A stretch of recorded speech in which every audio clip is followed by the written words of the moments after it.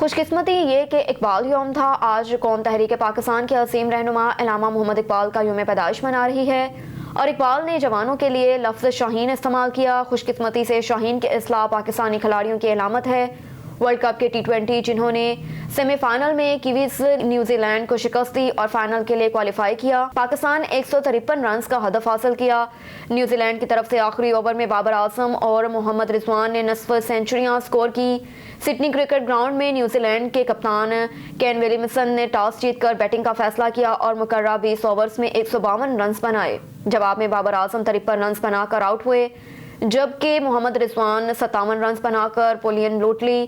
محمد حارث نے 30 رنز کی اور ایک شاندار اننگز کھیلی، جبکہ شان ماسود نے فاتحانہ شاٹ کھیلا۔ 15 T20 میچز کے بعد بابر اعظم اور محمد رضوان نے 100 رنز کا اوپننگ سٹینڈ فراہم کیا۔ دونوں اوپنرز نے انگلینڈ کے خلاف ہوم سیریز کے دوسرے T20 میں 100 رنز کی شراکت قائم کی۔ یہ بابر اعظم اور رضوان کے درمیان 9ویں سنچری شراکت تھی۔